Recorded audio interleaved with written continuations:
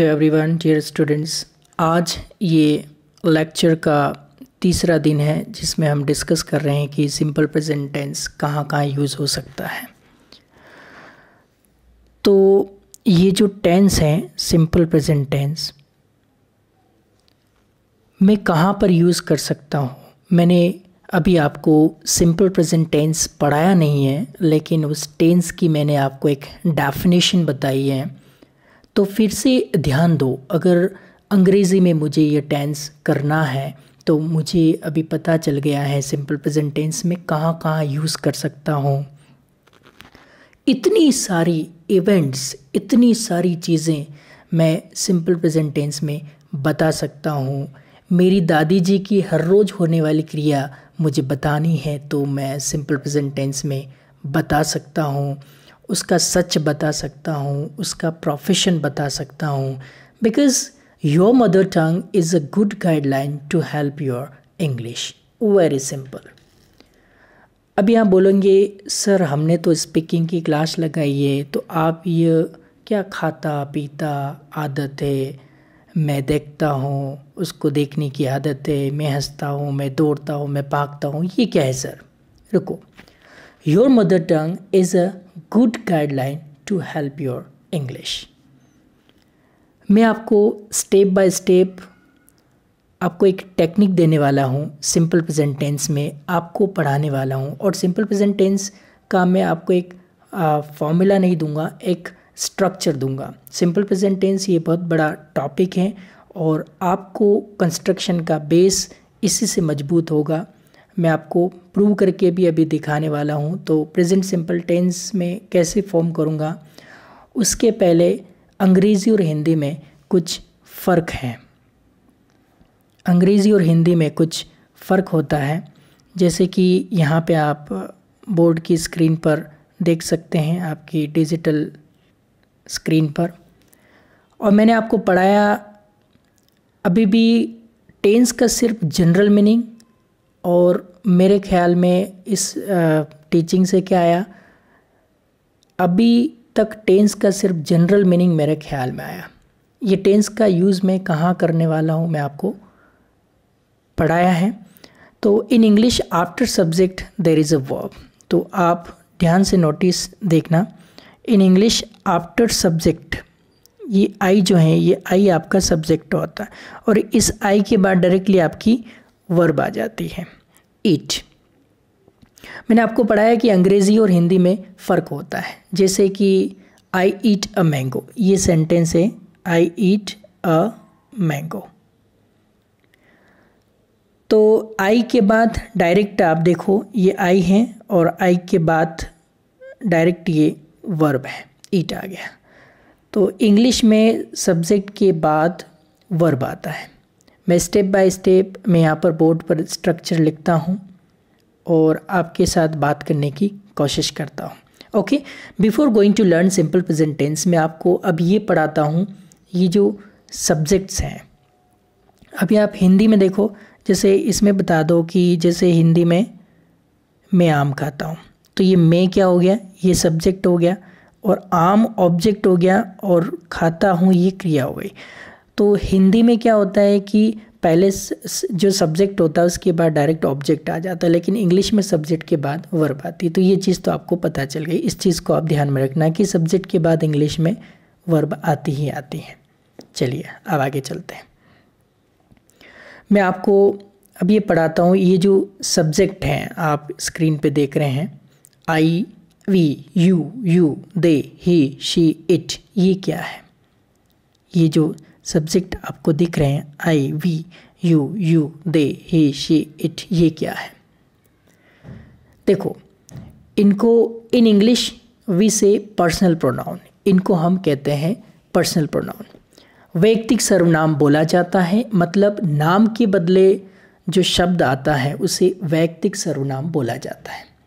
जैसे मैं बोलूँगा Chandrapal sir is a teacher, मैं ऐसा बोलूँगा? नहीं बोलूँगा। इसलिए मैं मेरे बदले मैंने कौन सा वर्ड इस्तेमाल किया? आई। आई क्या है? सिंगुलर है। आई का मतलब एक वचन है। क्या है? एक वचन है। आई का मतलब मैं। तो आई का मतलब सिंगुलर है, सिंगुलर मतलब एक वचन। नाम नहीं लेने का, नाम के बदले मैंने आई लिया, मेरे बदले मैंने आई लिया। I am a teacher. तो यहाँ पे आपको आई का कॉन्सेप्ट समझ में आ गया होगा। अब दूसरा जो है हमारा वी। वी मतलब क्या? हम सब एक हैं? नहीं नहीं नहीं नहीं नहीं, हम सब एक नहीं। In English, generally in English grammar we say we मतलब हम। वी आर इंडियंस, हम सब इंडियंस हैं। तो आई का मतलब आपको पता चला, वी का मतलब होता है हम।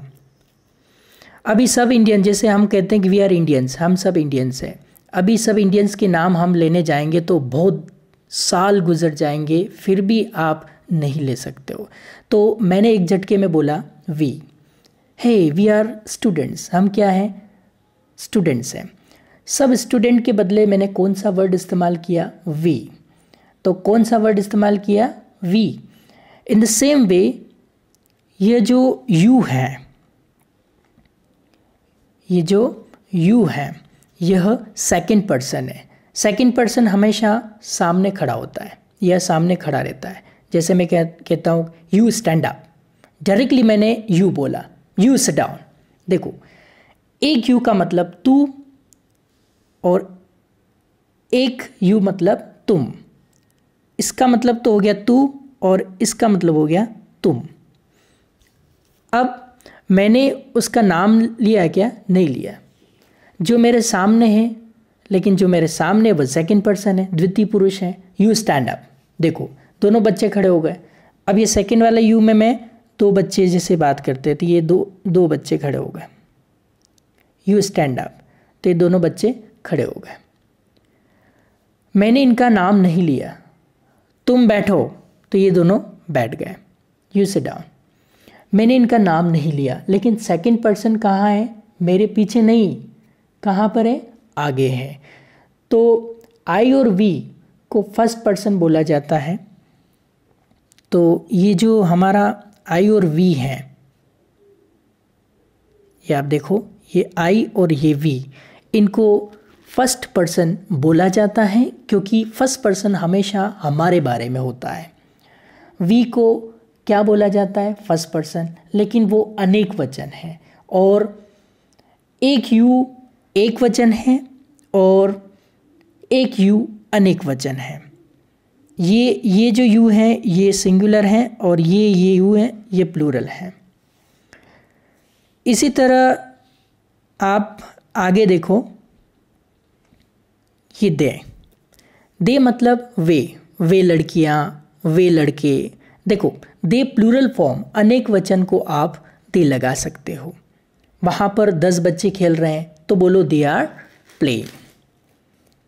आप उनका नाम नहीं ले सकते, लेकिन वो थर्ड पर्सन है। आप चाहे तो नाम ले भी सकते हैं, नहीं भी ले सकते हैं, लेकिन वो थर्ड पर्सन है। थर्ड पर्सन हमारे बीच में कभी नहीं होता। इस बात का हमेशा ध्यान रखा जाए कि थर्ड पर्सन हमारे बीच में कभी नहीं होता है।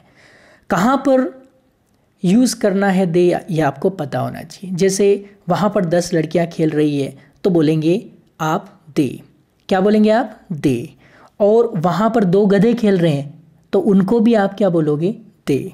इन द सेम वे ये जो ही है, ही मतलब वह लड़का, वह पुरुष होता है लेकिन एक होता है, उसको बोलो ही।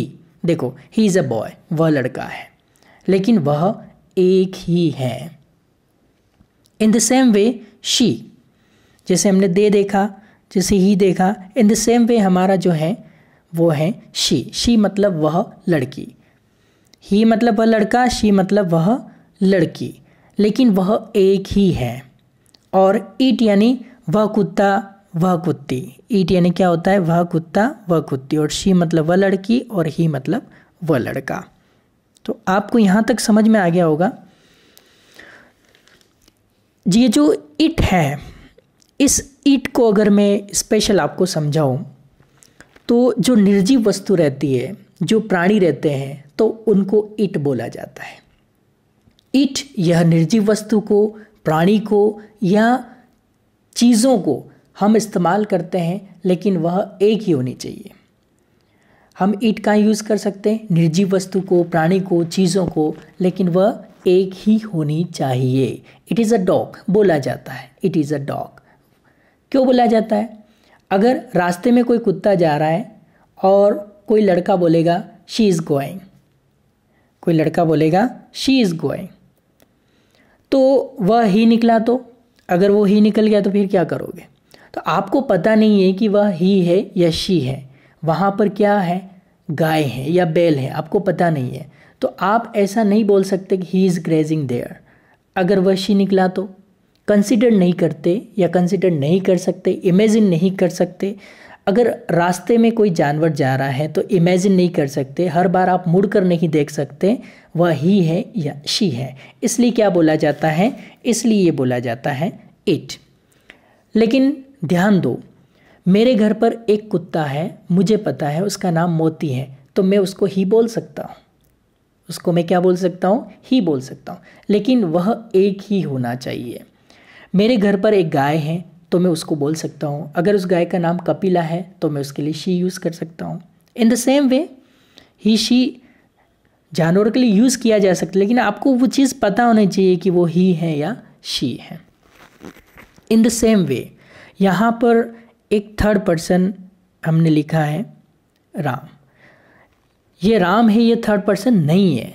मैंने सिंपली वो स्ट्रक्चर में लिया है, वो केवल स्ट्रक्चर को बनाने के लिए लिया है। अब आप यहाँ पे देख सकते हैं I, we, you, they, he, she, it, ये क्या है? आप यहाँ पे देखो I, we, you, they, he, she, it, ये क्या है? पर्सनल प्रोनाउन है। क्या है? पर्सनल प्रोनाउन है। नाम के बदले जो शब्द आता है उन्हें पर्सनल प्रोनाउन कहा जाता है। पर्सनल प्रोनाउन इसका मतलब क्या? जैसे कि मैं अभी बोलता हूँ कि राम सुबह जल्दी उठता है, राम दांत साफ करता है, राम नहाता है, राम स्कूल में जाता है, राम पढ़ाई करता है। हर बार राम राम राम राम ऐसा अच्छा नहीं लगता है। ऐसा अच्छा लगता है क्या? नहीं। इसलिए मैं राम के बदले उसका पर्सनल प्रोनाउन यूज़ करता हूँ। उसका पर्सनल प्रोनाउन कौन सा है? राम के बदले मैं पर्सनल प्रोनाउन कौन सा यूज़ करूँगा? राम के बदले मैं उसका पर्सनल प्रोनाउन ही यूज़ करूँगा। तो राम के बदले मैंने ही लिया, इसलिए उसको पर्सनल प्रोनाउन कहते हैं। देखो,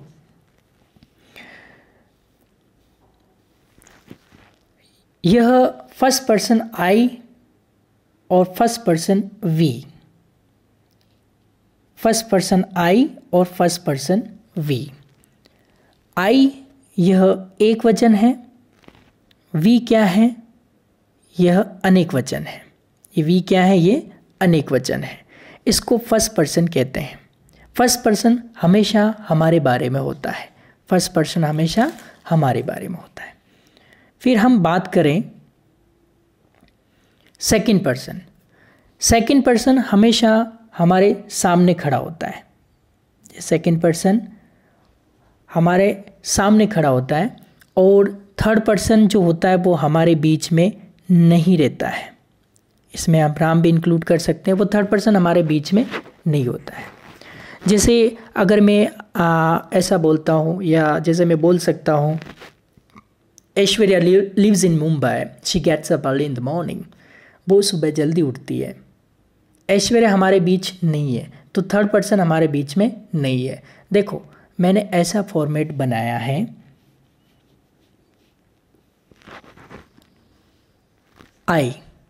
आई मतलब होता है मैं, वी मतलब होता है हम, यू मतलब होता है तू, एक यू मतलब होता है तुम,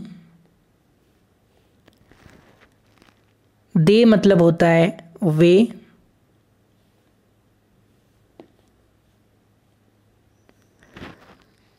ही मतलब होता है वह लड़का, शी मतलब भी होता है वह लड़की, इट मतलब भी होता है वह कुत्ता या कुत्ती।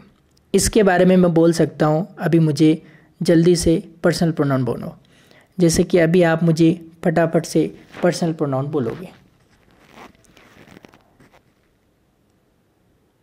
अगर मैं लता बोलता हूँ तो कौन सा पर्सनल प्रोनाउन यूज़ होगा?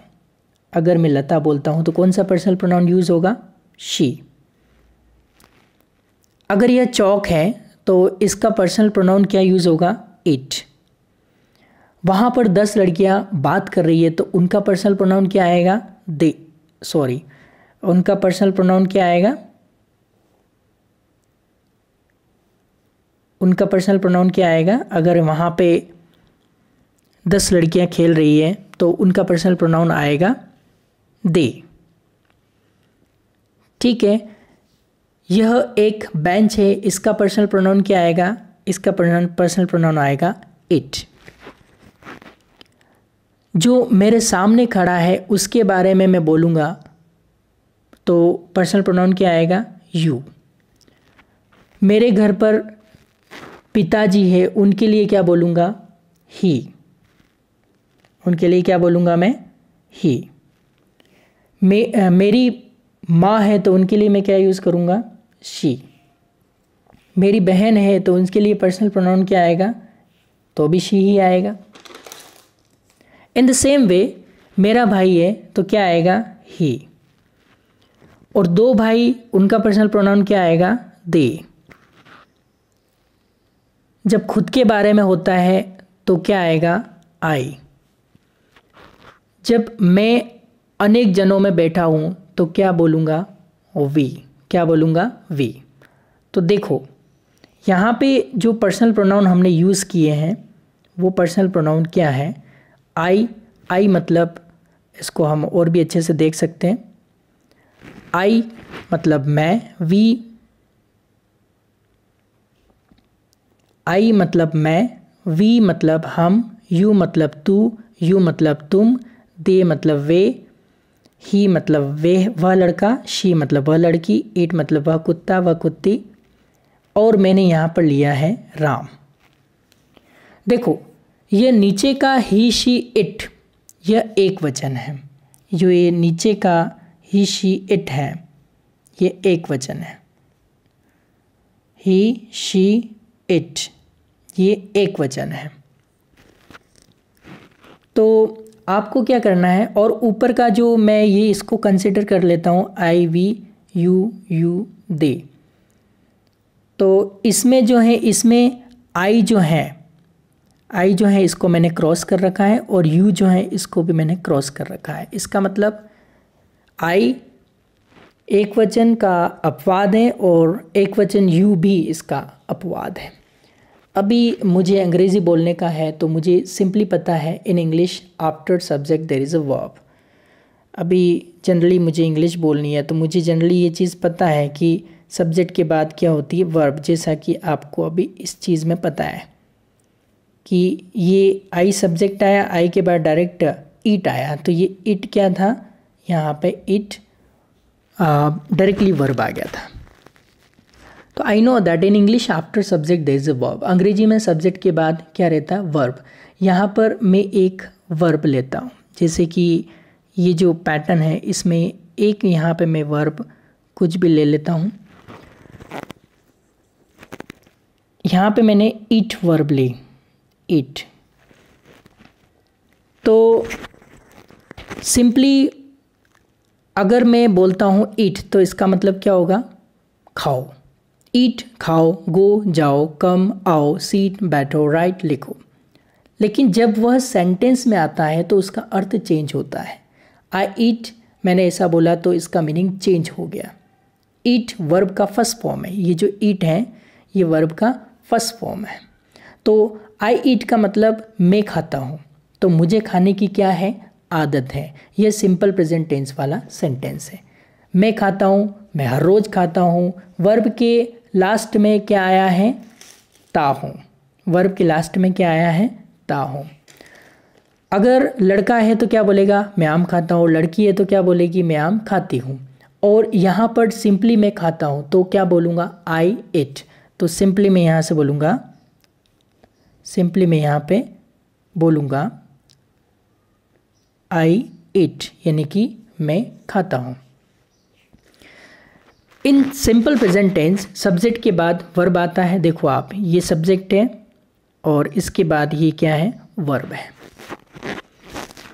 मैं ऐसा बोलता हूँ आई ईट, मैं खाता हूँ, यानी कि अगर मुझे बोलना है हम खाते हैं तो बनेगा वी ईट। तू खाता है, यू ईट, तुम खाते हो, यू ईट, वे खाते हैं, दे ईट। मैंने सब्जेक्ट के बाद डायरेक्टली मैंने ईट लिया, बीच में एम नहीं, डायरेक्टली आई ईट मतलब मैं खाता हूँ। वी ईट, हम खाते हैं, यू ईट, तू खाता है, यू ईट, तुम खाते हो, दे ईट, वे खाते हैं। वह लड़का खाता है, ही इट नहीं बोलने का, ही इट्स, एस जोड़ना पड़ेगा आपको, ही इट्स। अभी देखो ही इट्स ही क्यों बोला जाता है, ही इट्स ही क्यों बोला जाता है? जब अंग्रेजी फॉर्म हुई तब कुछ रूल्स बनाए गए। वो रूल्स ऐसे हैं, थर्ड पर्सन सिंगुलर नंबर रहते हैं। थर्ड पर्सन सिंगुलर नंबर, इसका मतलब क्या? थर्ड पर्सन सिंगुलर नंबर होता है ही, शी, इट, राम। ये हो गए आपके थर्ड पर्सन सिंगुलर नंबर। यह तृतीय पुरुष यानी थर्ड पर्सन सिंगुलर नंबर हमारे बीच में नहीं है। तो तृतीय पुरुष वो एक हैं, जैसे मैं कहता हूँ स्टैंड अप, वह लड़का है, स्टैंड अप, वह लड़की है, स्टैंड अप। वह कुत्ता है या अनेक है, एक ही है। वह लड़का है, एक ही है, अनेक है, नहीं, एक ही है। वह लड़की एक है, अनेक है, एक ही है। तो इस तरह से हम यहाँ पे बोल सकते हैं, लेकिन वो थर्ड पर्सन है। जब मैं बोलता हूँ कि ही, शी, इट, राम, श्याम, कृष्णा, एक वचन या अनेक वचन है, एक वचन है, तो ये क्या है? थर्ड पर्सन है। क्या है? थर्ड पर्सन है। रूल्स ऐसा है कि जब थर्ड पर्सन सिंगुलर नंबर आता है, ये सब थर्ड पर्सन है, और ये जब थर्ड पर्सन सिंगुलर नंबर आता है, आपको बहुत बारीकी से इस चीज़ को समझना होगा। ये बहुत इम्पोर्टेंट बात है कि थर्ड पर्सन सिंगुलर नंबर जब आता है, तृतीय पुरुष एक वचन जब हो, उसके बाद जब आप वर्ब लेते हो तो आप उस वर्ब को क्या करते हो? एस या ई एस सफिक्स ऐड करते हो। ठीक है, मतलब आप उस वर्ब को एस ई एस सफिक्स आपको ऐड करना है। उम्मीद करता हूँ आपको समझ में आया होगा। अब यहाँ पे आप देख लो कि ही इट, अगर मैं यहाँ पे बोलूँ he eat, E A T, he eat नहीं बोलने का, ही इट्स, वह लड़का खाता है। राम इट नहीं बोलने का, राम इट्स। शाम इट नहीं बोलने का, शाम इट्स। लेकिन आई इट्स नहीं बोलने का, आई इट्स नहीं बोलने का, क्या बोलने का? आई इट। तो रूल ऐसा है, ध्यान दो, जो थर्ड पर्सन सिंगुलर नंबर है, थर्ड पर्सन सिंगुलर नंबर इसका मतलब है ही, शी, इट, राम। ये क्या है? थर्ड पर्सन तृतीय पुरुष एक वचन है। उनके आगे आप वर्ब में एस ई एस सफिक्स लगाओ। लेकिन आपके दिमाग में ये डाउट आना चाहिए कि सर ये आई और ये यू, वैसे मैंने क्रॉस लगा रखा उनके आगे, ये आई और यू, ये भी तो एक वचन है। आई एक वचन है, मैं एक वचन हूँ, यह भी एक वचन है।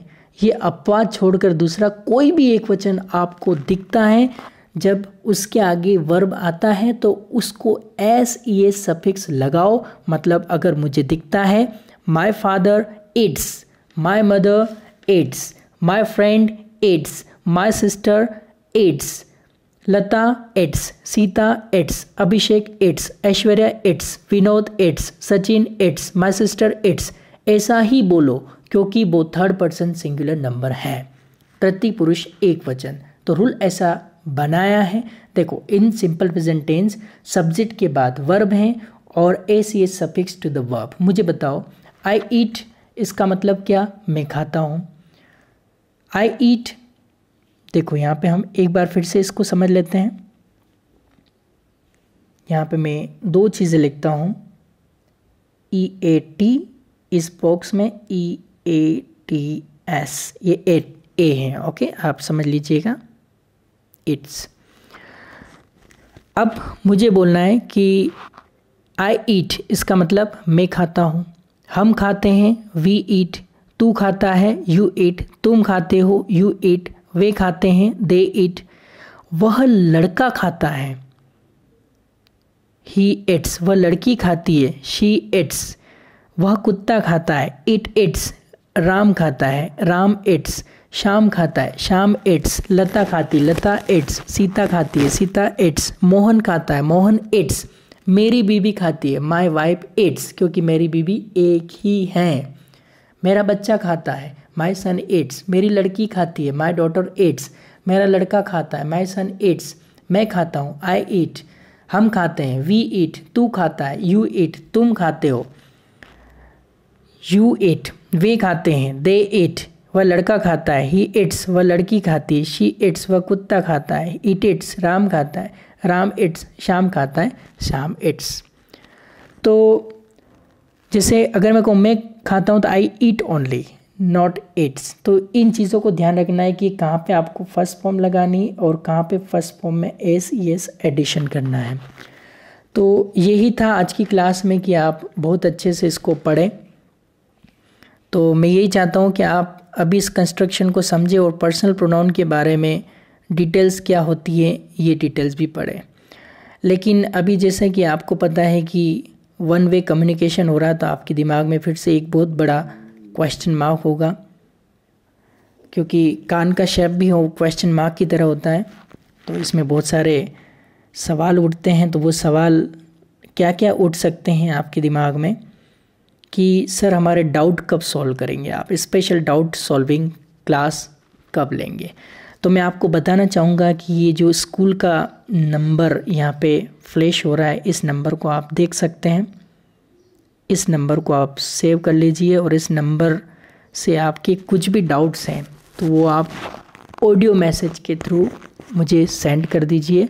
लेकिन इस बात का ध्यान रहे कि जब भी आप मुझे डाउट पूछ रहे हैं तो सबसे पहले आप अपना नाम बताइए और फिर अपना डाउट पूछिए। जैसे कि आपको पूछना है कि सर मेरा नाम प्रीति है और मुझे ये चीज़ समझ में नहीं आ रही कि जो आई और ये सिंगुलर होता है या प्लूरल होता है, तो इस डाउट को क्लियर कीजिए। तो इस तरह से आप मुझे डाउट पूछ सकते हैं।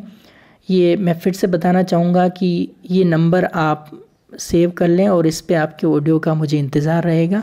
आप अपने डाउट्स मुझे पूछिए, मैं आपके हर एक डाउट को सॉल्व करने की कोशिश करूँगा। और लैंग्वेज जो है वो प्रोडक्ट ऑफ हैबिट है। जब आप किसी चीज़ की हैबिट बनाएंगे तो वो आपके पास आ जाएगी। And your mother tongue is a good guideline to help your language. तो आप किसी भी लैंग्वेज को या इंग्लिश को सीख रहे हैं तो आपकी मदर टंग को बहुत अच्छे से आपको सीखना है, वो आपकी बहुत हेल्प करेगी।